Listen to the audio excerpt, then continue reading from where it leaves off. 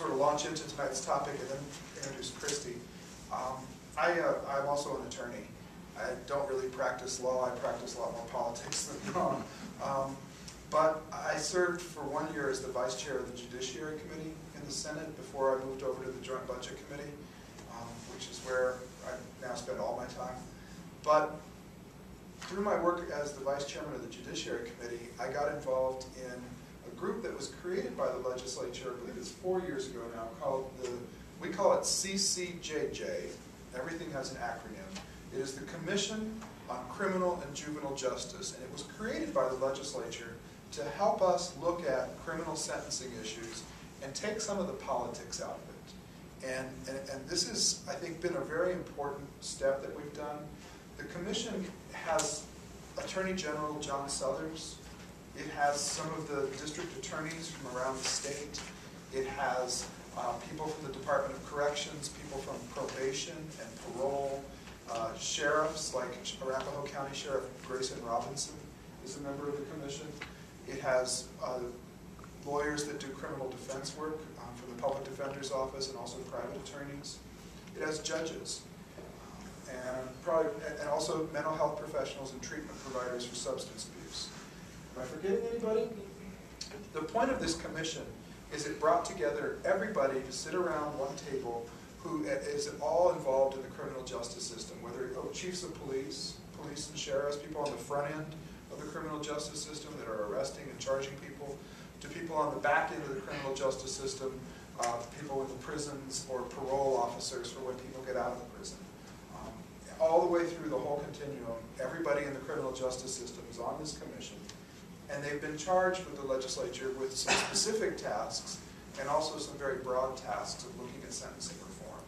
And I say that they take the politics out because for years, I think politicians, and I'm a politician, I admit, politicians have been guilty of doing what's easy, doing what sounds popular, being tough on crime, throwing the books at people.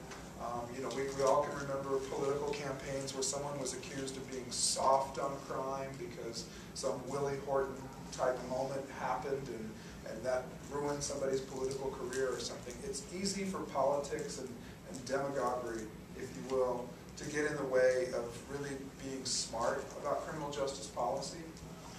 And because we spent so many years being tough on crime, we also spent a number of years building new prisons and inviting private prisons to come to Colorado and build private prison facilities because we couldn't build prisons fast enough for all the people that our tough on crime policies were sending to prison. And for years and years and years, we saw steep increases in our prison populations in Colorado. There was a bill that passed in the mid-'80s that actually doubled criminal sentences in prison for felonies. It was very popular at the time. And then the legislature had this moment of realizing that, oh, we better start building prisons because now we're keeping everybody there twice as long as we were before. Being tough on crime was politically popular, but has it made us any safer? Has it decreased the amount of crime? It's cost us a lot in terms of capital construction money for prisons, in terms of operating money to staff these prisons, or parole officers and probation officers to staff people that are not going to prison or coming out of prison. The commission was asked to look at, can we do this better? Can we use proven evidence-based strategies to be more effective in how we spend taxpayers' money in the criminal justice system so that we're not going to do things that jeopardize public safety. We're not going to let some dangerous person out of prison back into the community too early just because we don't want to spend money to lock them up. But are we spending money to lock up people that really might be better served in the community? And so the commission, having everyone at the table, has spent 4 years now looking at these questions, and they have each year brought forward a set of recommendations for legislation.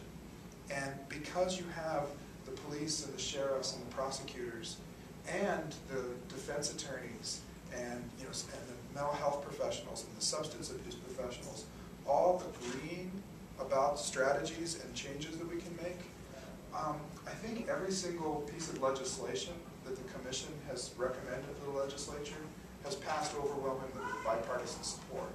Now, some of their recommendations haven't actually become legislation, and Christy may correct me if I'm wrong. Am I stealing your whole speech? No. Okay, great. But I could have been 15 minutes later. Apologies. Their recommendations have really been embraced, and they've taken the politics out. They've made it safe for politicians on either side of the aisle, either side of these issues.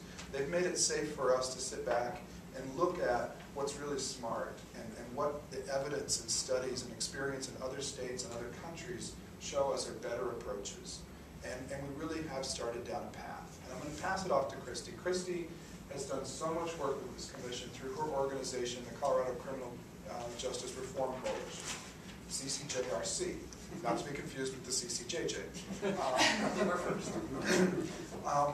Christy's been great, and she serves with me. I was appointed, when I first was elected to the Senate, I was appointed to the Drug Policy Task Force, which is a subcommittee of this commission looking specifically at drug offenders. And I think that's one of the things we're really going to talk about tonight. In my first year in the legislature, I got to carry one of the bills recommended by the commission that began a process of reforming how we treat drug offenders in our system. And it was really acknowledged as a first step. And since that year, I've carried 3 other bills that are second, third, and fourth steps. But they're all little baby steps. But we're marching in a direction of being smarter. And Christy has done so much work to pull together consensus with police chiefs and sheriffs and district attorneys and Attorney General John Suthers and the head of the Department of Corrections, people all over the state in order to make all this possible. And we really have started doing some pretty impressive things.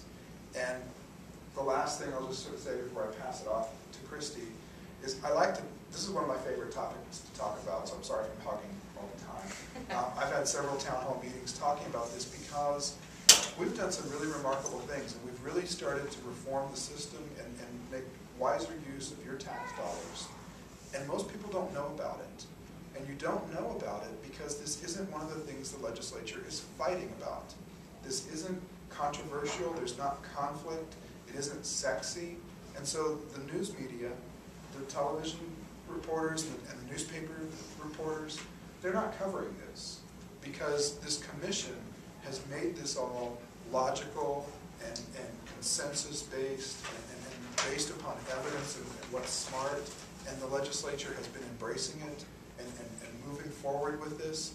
It doesn't make for a very good news story, but it makes for really good public policy, and it makes for a really good example of some of the ways in which our state legislature, I think, is much more functional, much more bipartisan than what most people expect, because they see what's happening in Washington, D.C., and they see the kind of gridlock and the partisanship, and they think that that's how government works. When here is a great case study of exactly why at state government, at the level of state government, we don't have these same kind of problems. And I was able to work with a Republican legislator from Colorado Springs who's a former prosecutor on this drug sentencing reform bill. And he was the House sponsor and I was one of the Senate sponsors. You don't hear these stories because it doesn't sell papers, but it's actually one of the really great things that's been going on in the legislature in the 3 years that I've been serving. Christy gets a lot of credit. Why don't you introduce yourself?